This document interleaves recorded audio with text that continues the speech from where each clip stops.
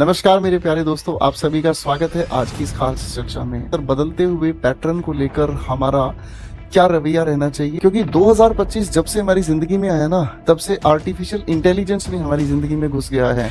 तो बुद्धि में इस चीज को अच्छे से बैठा लेना भाई, कहीं आप कोई आर्टिफिशियल इंटेलिजेंस का कंटेंट तो नहीं पढ़ रहे हैं। मेरी बात समझ रहे हैं? कहते हैं ना कि लूटने वाले सबसे पहले अपना चेहरा चमकाकर ही आपके सामने आएंगे। मुझे टाइम से सोना है, मुझे उठ के वर्कआउट करना है। वर्कआउट का मतलब आपकी रनिंग हो सकती है, वॉकिंग हो सकती है, जिम हो सकती है, ठीक है ना।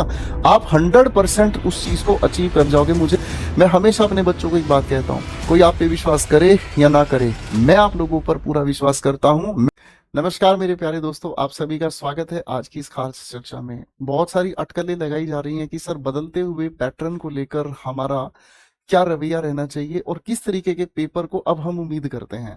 देखिए मेरे बच्चों, कुछ डेटा के साथ भी हम लोग बात कर लेते हैं, कुछ बेसिक्स भी हम लोग पहले क्लियर कर लेते हैं, और फिर बदलते हुए परिवेश में किस तरीके के एग्जाम्स हमें देखने को मिलेंगे, हम उन चीजों पर भी आपके साथ बात करेंगे। देखिए मेरे बच्चों, रफ डेटा अगर हम लेकर चलते हैं तो 2024 में नंबर ऑफ वैकेंसीज जो हमें देखने को मिली वो करीब करीब 18,236 थी। ठीक है ना। मैं अगर मोटा माटी इस चीज को लेकर चलता हूं तो 18,000 प्लस वैकेंसीज हमें देखने को मिली। ये हमारे पास पिछले वर्ष का डेटा था। अगर मैं 2023 की बात करता हूं तो 2023 में वैकेंसीज इनक्रेडिबली कम थी, करीब 7600 के आसपास वैकेंसीज थी। अगर मैं इसी तरीके से आप लोगों को 2022 में लेकर जाऊं मेरे बच्चे, तो 2022 में गजब के बढ़ी हुई संख्या की हम लोगों ने वैकेंसीज देखी, यानी कि करीब 36,000 प्लस मेरे बच्चों। उसके बाद हम अगर और रिवर्स में जाएं तो 2021 में हमारे पास डेटा था करीब करीब 7600 प्लस। यानी कि अगर आप इस हिसाब को एक छोटी सी नॉर्मल तरीके से देखने का काम करेंगे तो मेरे बच्चों, सबसे पहले तो आपको 2025 के लिए एक एक्सपेक्टेशन मेंटेन करके चलनी पड़ेगी कि कितनी वैकेंसीज अब की बार आपको 2025 में देखने को मिल सकती हैं। तो सामान्य गणित के अनुसार, जो कि लगातार कैलकुलेशन हमें समझ आ रही है, कितने सारे डिपार्टमेंट्स की एलोकेशंस हैं, कितनी सारी एलोकेशंस अब की बार नहीं भर पाई हैं, तो इसको देखते हुए करीब करीब 18,000 से 20,000 या 21,000 तक के बीच का ये डेटा अब की बार के लिए रहने वाला है। ठीक है ना जी। बहुत सारे हमारे साथी टीचर्स ये भी कैलकुलेशन लगाकर चल रहे हैं कि सर अब की बार 18,000 जो पिछले साल थी, करीब करीब 18,000 में 10% इजाफा भी हो सकता है, या फिर इस 10% इजाफे को हम अगर कहें तो 7 से 11,000 जो वैकेंसीज हैं वो लगभग हर वर्ष निकालता है एसएससी अलग अलग डिपार्टमेंट्स के अकॉर्डिंग। तो इस बार करीब करीब हम ऐसा भी सोच सकते हैं कि 11,000 में 10% वृद्धि हो तो 12-13,000, और अगर 18 के हिसाब से 10% वृद्धि लेकर चलते हैं तो 20-21,000 तक वैकेंसीज की संख्या अब की बार जा सकती है। तो मेरे बच्चों, पहले तो हमें एक ये डेटा लेकर चलना पड़ता है, या तो डेटा हमारा यहाँ स्टैंड करता है, या फिर अगर हम कैलकुलेशन को लेकर चलते हैं तो 11 से 13,000 वैकेंसीज। अब आप कहेंगे सर वैकेंसीज में इतना मार्जिन आप जो बता रहे हैं ये कहाँ तक वैलिड है। सबसे पहली बात तो ये सारा प्रीवियस फुलफिलमेंट ऑफ एलोकेशंस की डिपार्टमेंट कितनी वैकेंसीज अपनी तरफ से डिमांड करता है, जिसके लिए एसएससी एग्जाम कंडक्ट करता है, और उसके अकॉर्डिंग फॉर्म भरने के बाद कितने बच्चे सेलेक्ट होते हैं और रह जाते हैं, ये सारी चीजें देखी जाती हैं। ठीक है। तो खैर, कुल मिलाकर हमें यहाँ पर अपना एक परसेप्शन लेकर चलना है कि इन सभी चीजों को लेकर हमें एक ही बात अपने दिल में बैठाकर चलनी है कि एक पर्सन एक वैकेंसी के लिए ही अपने मन को बनाकर चले। ठीक है ना। नंबर ऑफ वैकेंसी ज्यादा भी कम भी, इससे जेन्युइनली कोई फर्क नहीं पड़ता। बहुत सारे ऐसे कैंडिडेट्स भी हमने देखे हैं जो सिर्फ 4 ही वैकेंसीज निकलती है और उसमें भी एक वो अपना पद पक्का कर लेते हैं। तो आपके अपने दिमाग में ये विचारधारा क्लियर होनी चाहिए, सर मुझे अपनी बस एक वैकेंसी के लिए फाइट करना है। ठीक है ना। डेटा फिर इस तरीके से आ जाता है कि 20 कैंडिडेट में एक सेलेक्ट होगा, 200 में एक सेलेक्ट होगा। में बहुत सारी अटकलें, इन चीजों पे हमें ज्यादा गहराई पे नहीं जाना। इस सारी बात को बताने का कंक्लूजन सिर्फ यही है, एक इंसान को अपनी एक वैकेंसी के लिए फाइट करना है, दैट्स इट। ठीक है बच्चों। तो यहां तक हमें वैकेंसीज की कहानी को समझ आया। अब मेरे बच्चों, एक दूसरा सवाल हमारे दिमाग में आता है कि सर हमारे इस बदलते पैटर्न को लेकर किस तरीके से चीज होनी चाहिए।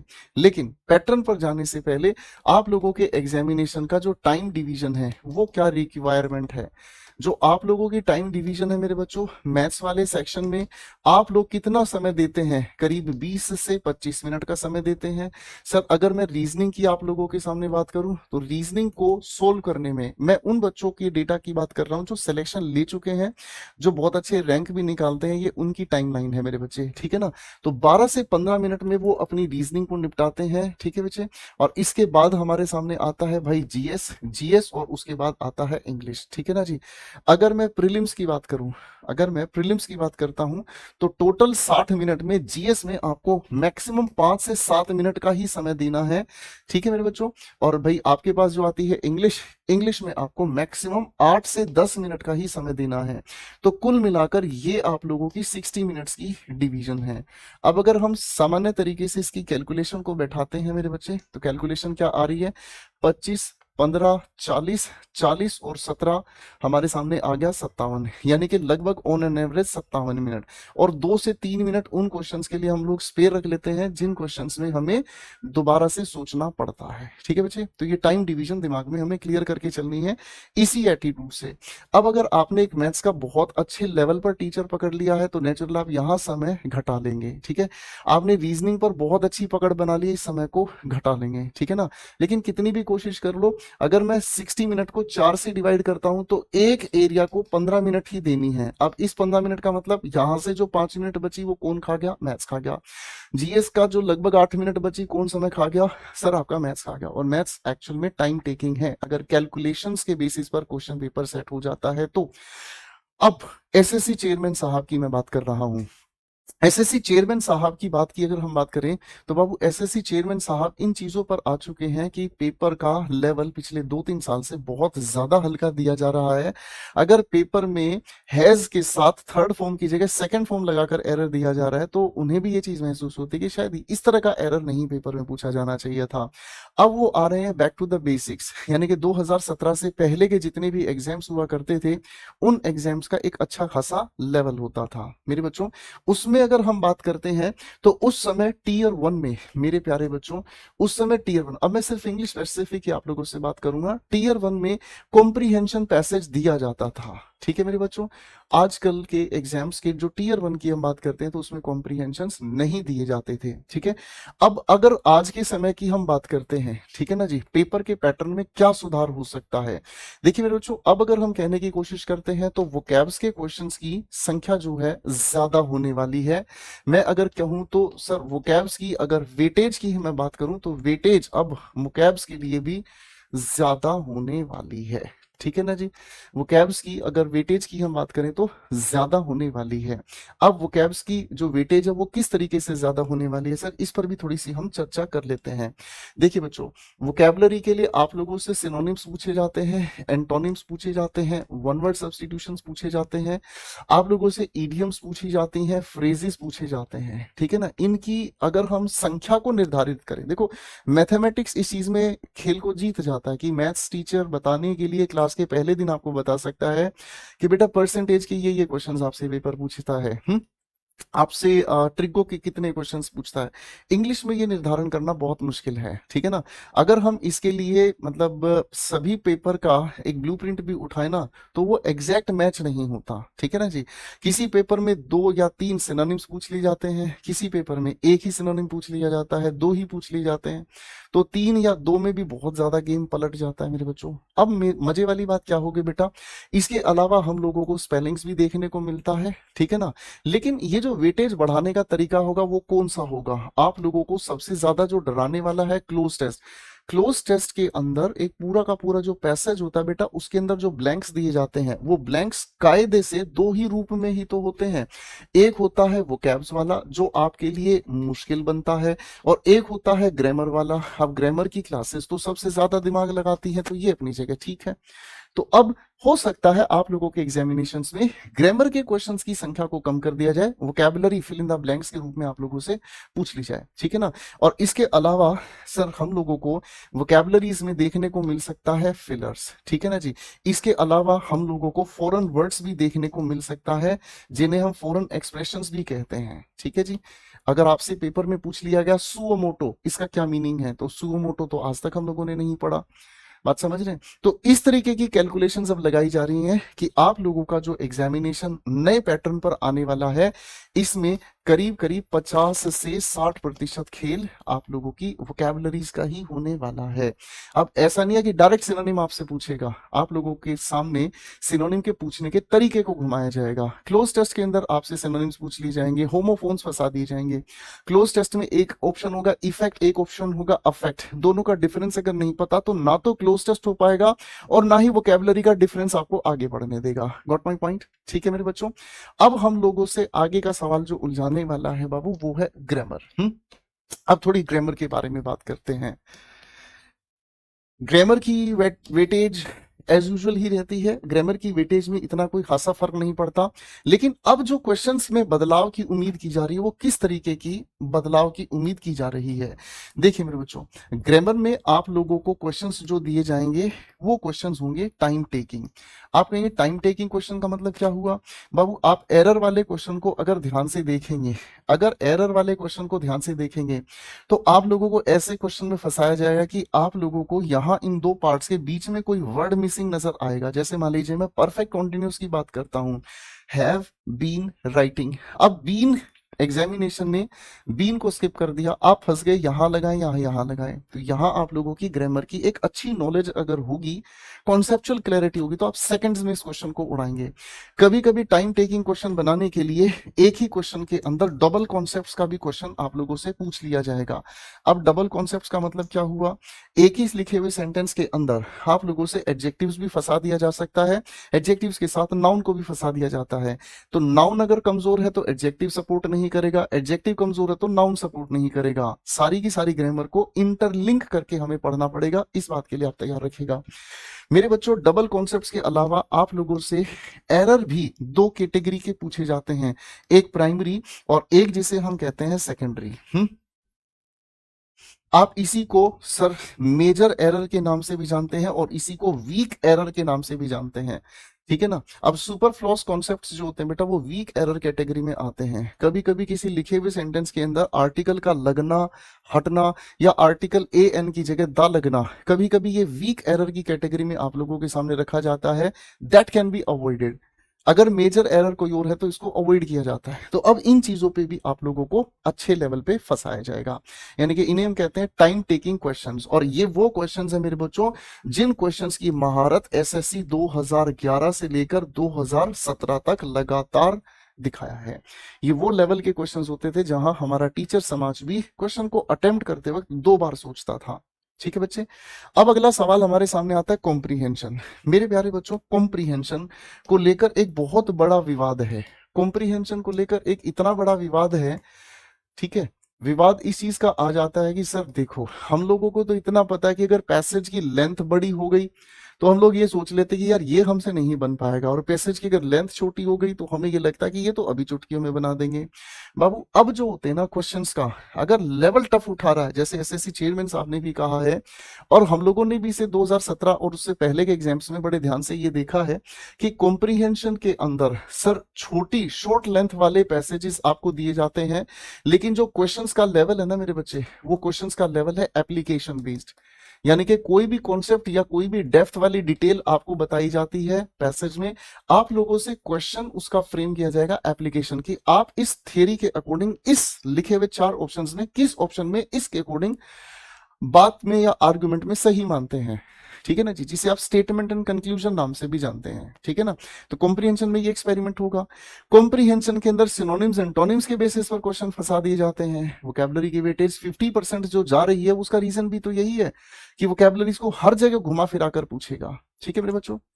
अब यहां से हमारी बात आती है कि सर कॉम्प्रीहेंशन के कौन कौन से क्वेश्चंस प्रीलिम्स में देखने को मिलेंगे। तो बेटा इसके लिए अभी आप अपनी कमर कस लो, आपको तीनों चीजों पर यानी कि कॉम्प्रीहेंशन, पैसेज, पैराजंबल और क्लोसेस, तीनों चीजों पर ही आपको काम करना है। अब यहां से हमारी जो परिचर्चा है वो चलती है आगे। सर हमें तैयार कैसे होना है, हमें किन किन चीजों का ध्यान रखना है। तो मेरे प्यारे बच्चों, जब आप तैयारी करना शुरू करते हैं तो सबसे इंपॉर्टेंट चीज है आप लोगों के लिए बुक्स, ठीक है जी, सबसे इंपॉर्टेंट चीज है आप लोगों के लिए बुक्स, ठीक है ना। कोई भी टीचर बुक्स को अगर रिकमेंड करता है तो आपके पास भगवान ने दिमाग दिया है, आप सद्बुद्धि लगाइएगा, सोच समझकर ही चलिएगा, जल्दबाजी में डिसीजन नहीं लीजिएगा।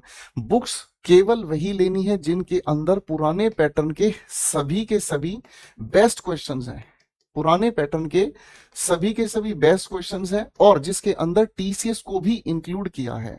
ठीक है जी, टीसीएस किस अंदाज में क्वेश्चंस पूछता है वो चीज भी आप लोगों को लेकर चलनी है। ठीक है ना जी, बहुत सारी ऐसी बुक्स हैं जो अभी 2025 में ही लॉन्च हुई हैं, ठीक है ना, जो बिल्कुल अभी अभी लॉन्च हुई हैं। ऐसी बुक्स से थोड़ा सा बच के रहना भाई, क्योंकि 2025 जब से हमारी जिंदगी में आया ना, तब से आर्टिफिशियल इंटेलिजेंस भी हमारी जिंदगी में घुस गया है। और आज के समय में किताब तैयार करवा लो, चाहे आप 50 किताबें तैयार करवा लो, जीपीटी आपके लिए बैठा है। क्लिक करो, पूरी की पूरी डिटेल आपके लिए जीपीटी तैयार करके देता है। तो बुद्धि में इस चीज को अच्छे से बैठा लेना भाई, कहीं आप कोई आर्टिफिशियल इंटेलिजेंस का कंटेंट तो नहीं पढ़ रहे हैं। बहुत सारे लोग इतने सज्जन भी हैं कि कोई भी क्वेश्चन यहाँ दे दिया और लिख दिया सीजीएल 2017, आपको पता ही नहीं 2017 में वो चीज आई थी कि नहीं आई थी। तो बाबूजी ये आप लोगों के लिए तनाव का सवाल बन सकता है। ठीक है, इसलिए मेरी रिकमेंडेशन ये है, देखो हमारे पास भी अपनी बुक्स है मेरे बच्चे, हमारे पास भी अपनी बुक है। वोकैब बिट्स का मैंने 4th एडिशन आप लोगों को प्रोवाइड करा है। क्यों? क्योंकि मेरा 3rd एडिशन बच्चों को याद करने पे मजबूर कर रहा था, और जो वोकैबुलरी की बुक आपको याद करने पे मजबूर करवा दे वो वोकैबुलरी की बुक नहीं होती, वो वोकैबुलरी का जहर होता है। वोकैबुलरी को समझना ही आप लोगों के लिए सबसे इंपॉर्टेंट है। आज भी वर्ड पावर मेड इजी, आपने सुना होगा नाम, नॉर्मन लुइस की लिखी हुई बुक, आज भी वो इतनी ज्यादा हिट क्यों है? आज अगर किसी कॉर्पोरेट ऑफिस में भी आप जाओगे ना, जो बहुत अच्छे लेवल पर बैठा है वो भी उस बुक को पढ़ता है। अब क्यों पढ़ता है वो इस बुक को? वो सिर्फ इसीलिए इस बुक को पढ़ता है मेरे दोस्तों, क्योंकि वो शब्दों को समझना इंटरेस्ट के साथ सीखना चाहता है। हमने अपनी वोकैब को हटाया 3rd एडिशन को 4th एडिशन में पूरी तरीके से कायाकल्प कर दी आप लोगों के लिए, ताकि शब्दों से आपकी ताकत बने। ये 50-60% आपको कभी नहीं डरा सकता। इंग्लिश एक्यूमेन में इतना हेल्दी क्वेश्चन बैंक आपको दिया है, हर एक चैप्टर से 200-250 क्वेश्चन आपको दिए हुए, जिसमें मतलब ट्रेडिशनल क्वेश्चंस भी, मतलब आपकी हालत खराब करने वाले क्वेश्चंस भी, मोस्ट रिपीटेड क्वेश्चंस भी। ठीक है मेरे बच्चों, और 2020, 21, 22 के सभी क्वेश्चंस आप लोगों को यूट्यूब पे मैंने प्रोवाइड कर दिए हैं।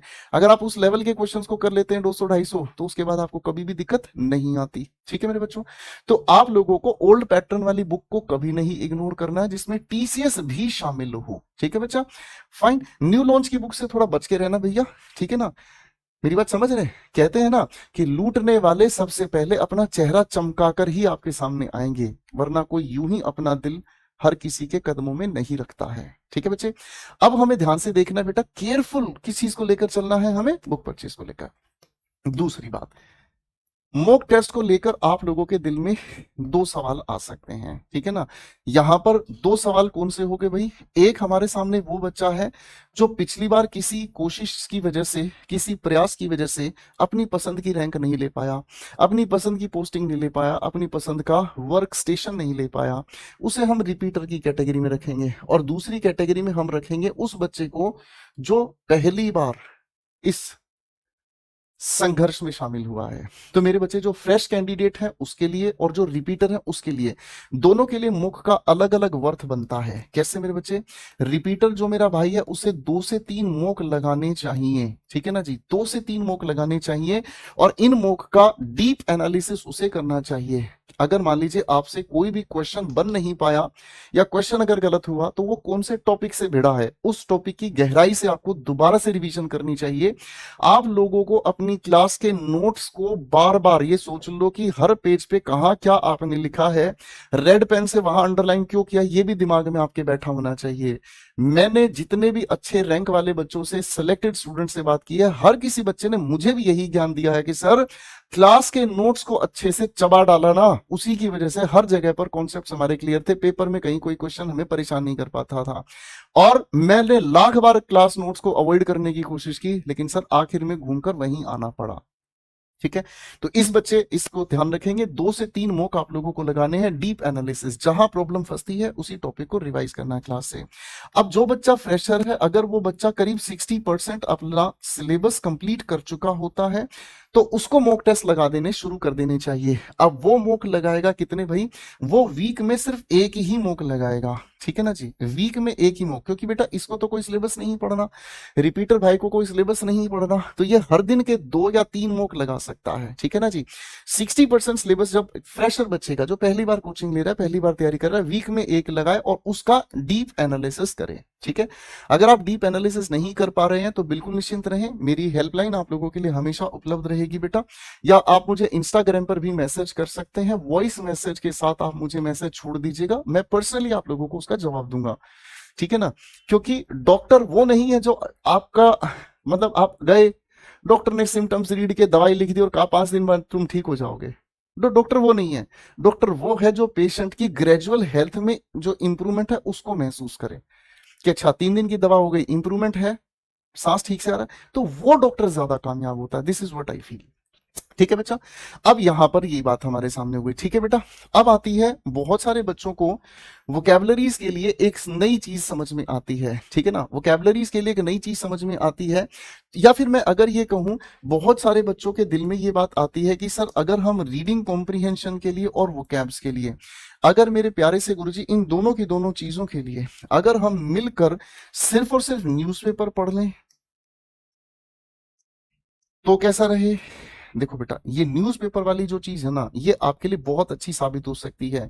केवल कब, जब आप एक रिपीटर हैं, तो यानी कि रिपीटर्स के लिए न्यूज़पेपर अपने आप में वरदान साबित हो सकता है। क्यों? क्योंकि वो सिलेबस पूरा कर चुके हैं, ग्रामर वो पूरी पढ़ चुके हैं, एक स्पेसिफिक क्वेश्चन बैंक है वोकैबुलरीज का, उसको वो समझ चुके हैं, उन्हें रीडिंग कॉम्प्रिहेंशन भी आता है, क्लोज टेस्ट भी आता है, उन्हें पैराजंबल भी आता है।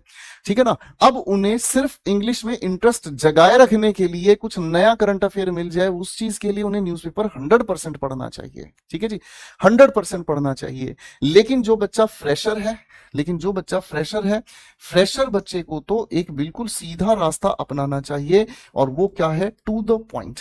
क्या है बेटा वो रास्ता? टू द पॉइंट क्वेश्चंस ही अपने बनाने चाहिए। आपने अपनी बुक उठाई जिसके अंदर बहुत पहले के सारे क्वेश्चंस दिए हुए हैं, सीधे पैराजंबल के क्वेश्चंस बनाओ, बिल्कुल सीधे के सीधे रीडिंग कॉम्प्रिहेंशन के क्वेश्चंस बनाओ। मेरी बात समझ रहे हैं? क्वेश्चंस एक एक तरीके से आपको मेरे चैनल पर मिल भी जाएगी पूरी प्रॉपर वीडियो, रीडिंग कॉम्प्रिहेंशन की सेपरेट, क्लोज टेस्ट की सेपरेट और पैराजंबल की सेपरेट। आप उन वीडियोस को ध्यान से देखना किस तरीके से टू द पॉइंट क्वेश्चंस बनाने हैं। ठीक है जी, अब न्यूज़पेपर सच में एक टाइम टेकिंग है, फ्रेशर के लिए ये ठीक नहीं है। अगर कोई मेरा प्यारा लाडला बच्चा ये कहे सर मैं तो फिर भी कुछ ना कुछ पढ़ना चाहता हूं, मुझे इंग्लिश से प्यार है, तो बेटा उठाओ एनसीईआरटी। ठीक है ना, घर में छोटा भाई बहन आस पड़ोस में कोई भी बच्चा अगर मिले, उसके पास अगर एनसीईआरटी है, उसकी 1 दिन 2 दिन के लिए एनसीईआरटी उधार मांग लाओ। ठीक, अब उसको ये मत कहना कि बेटा तू पढ़ लेना बाद में, हमें अभी पढ़ने दे। ठीक है ना, एनसीईआरटी लेकर आओ कोई भी सब्जेक्ट की, और उसको 1 2 3 दिन में टाइमलाइन अपने सामने रखो, उसको खटाक से पढ़ जाओ और उसको वापस लौटा दो। 2 फायदे मिलेंगे, इंग्लिश रीडिंग इंप्रूव होगी और साथ साथ कुछ एनसीईआरटी का कंटेंट भी आपका जीएस में मदद करेगा। मेरी बात समझ रहे हैं? तो यहां पर आप एनसीईआरटी की मदद ले सकते हैं। ठीक है ना जी, या फिर आप कोई भी स्टोरी बुक भी पढ़ सकते हैं। ठीक है ना, लेकिन एक छोटी सी रिक्वेस्ट है आप लोगों से, कृपया ऐसी कोई स्टोरी बुक ना पढ़े जिसमें कहीं पर कुछ रोमांटिसिज्म की बात हो, कुछ लव स्टोरीज हो। मेरी बात समझ रहे हैं? क्योंकि वो चीज ना कहीं हमारा दिमाग दूसरी डायरेक्शन में लेकर चली जाती है। ह्यूमन इमोशंस बहुत कीमती होते हैं, केवल उन्हीं के लिए अपने इमोशंस को कनेक्ट करें जो आपके इमोशंस की कदर करते हैं। ठीक है जी, तो आप लोगों को ऐसी जगह कनेक्ट नहीं होना, ऐसी बुक्स वगैरह में नहीं घुसना है। ठीक है ना, जो आपको इमोशनल कर दें, क्योंकि फिर हमारा पढ़ाई का पर्पज सोल्व नहीं हो पाता। ठीक है बच्चे, अब यहां पर हमारी बात हो गई है। अब मेरे बच्चों हमें एक अगले कदम पर बढ़ना होगा। इस पूरी की पूरी महागाथा में हमें समझ आ गया कि न्यूज़पेपर किन बच्चों के लिए ठीक है और किन जो फ्रेशर बच्चे हैं उनको न्यूज़पेपर की बजाय सीधे टू द पॉइंट क्वेश्चंस पर जरूर जाना चाहिए। अब हम लोगों को अपने कुछ टारगेट सोल्व करने होंगे। ठीक है ना, टारगेट सेट करने होंगे, यानी कि हम लोगों को मेरे प्यारे नन्हे बच्चों जून के 30 तारीख तक, मैंने आप लोगों को कहा हम लोगों को जून के 30 तारीख तक, ठीक है ना, हम लोगों को अपने सिलेबस को फिनिश करना है। और जो बच्चा फ्रेशर है उसको करीब 70% ही अपना सिलेबस निपटा लेना है, 70% उसको सिलेबस निपटा लेना है। ठीक है ना जी, जून नहीं तो फिर जुलाई की 10 तारीख आप ले लीजिएगा। ठीक है जी, जुलाई के 10 तारीख तक आप अपने सिलेबस को 100% कंप्लीट कर लीजिएगा। अब सबसे ज्यादा परेशानी ये आती है कि सर लाइव क्लासेस अटेंड करें या रिकॉर्डेड क्लासेस। देखो बच्चे, अगर आप यूट्यूब पर पढ़ रहे हैं तो कोशिश ये कीजिएगा आप रिकॉर्डेड ही देखें। अगर आप किसी बैच में पढ़ रहे हैं, कोशिश कीजिएगा क्लास खत्म होने के बाद देखें। और जब भी आप क्लास को देखने की कोशिश करें तो आपकी क्लास की, चाहे वो यूट्यूब वाली क्लास हो, ठीक है जी, चाहे वो आपकी कोई भी बैच की क्लास हो, आप उसको देखने की कोशिश करें 1.5 की स्पीड से, ठीक है जी, या फिर 2 की स्पीड से, ठीक है ना। लाइव क्लासेस अधिकतर उन्हीं बच्चों के लिए सुटेबल होती है जो बच्चे पहली बार इंग्लिश को समझने की कोशिश कर रहे हैं, पहली बार इंग्लिश को पढ़ रहे हैं। उनको पार्टिसिपेशन की जरूरत होती है, टीचर के साथ जुड़कर वो चलते हैं तो उनको अच्छा लगता है और पिकअप भी आता है। मेरी बात समझ रहे? Once you got the pickup, एक बार आपको समझ में आ गया कि सर अब मुझे समझ में आ रहा है, मेरे को इंप्रूवमेंट फील हो रहा है, तो बेटा रिकॉर्डेड फॉर्मेट पे इससे एक फायदा मिलेगा, आपकी 1 घंटा 15 मिनट की क्लास आप मुश्किल से 40 मिनट में निपटा दोगे। ठीक है बच्चा, यहां से इन सभी चीजों को पा सकते हैं। इसके लिए सबसे ज्यादा इंपॉर्टेंट चीज क्या है? मोटिवेशन। सर मोटिवेशन एक मोमेंट के लिए ही जरूरी होती है, मोटिवेशन एक पल के लिए ही जरूरी होती है। सबसे ज्यादा जरूरी है आप लोगों के अंदर डिसिप्लिन होना, और डिसिप्लिन होने का मतलब क्या हुआ?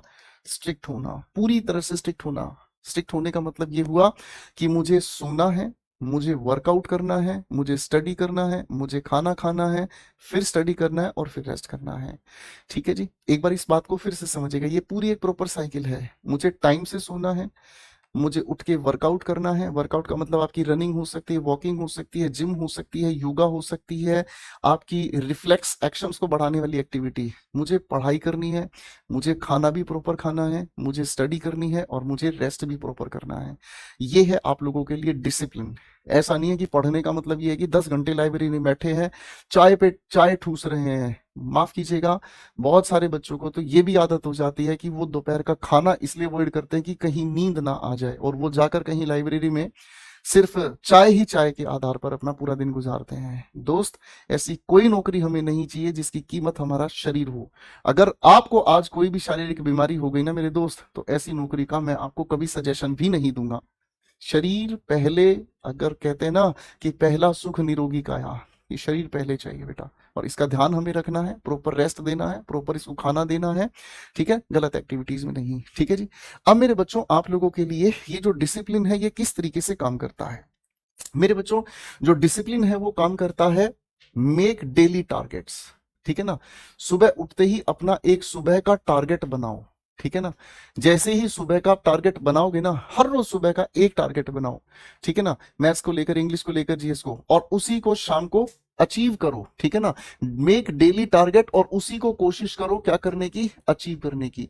आप अचीव कर जाओगे, मुझे आप पर पूरा भरोसा है। ठीक है ना, आप 100% उस चीज को अचीव कर जाओगे, मुझे आप लोगों पर पूरा भरोसा है मेरे दोस्तों। ठीक है ना, मैं हमेशा अपने बच्चों को एक बात कहता हूं, कोई आप पे विश्वास करे या ना करे, मैं आप लोगों पर पूरा विश्वास करता हूं। मैं आपके लिए लड़ रहा हूं, मैं आपके लिए हिम्मत दिखा रहा हूं, आप भी हिम्मत दिखाओगे। ठीक है मेरे बच्चों, तो आप लोगों को हर दिन के लिए टारगेट बनाने हैं। ठीक है ना जी, उतने ही टारगेट पूरे करने हैं। आज मुझे नरेशंस पूरा निपटाना है, तो नरेशंस पूरा ही निपटाना है भाई। ठीक है, ओके मेरे बच्चों, और इसी बातचीत के साथ, इसी पूरी परिचर्चा के साथ मैं आप लोगों से विदा लेता हूं। अपनी इस वीडियो को बड़े ध्यान से दोबारा जरूर देखिएगा और अपने सभी दोस्तों तक जरूर फैलाइएगा। आप सभी का प्यार यूं ही बना रहे, और जल्दी ही आप सिलेक्शन के बाद सिलेक्शन वाली चाय पर मेरे साथ मिले। आप सभी की उम्मीद भगवान पूरी करेगा।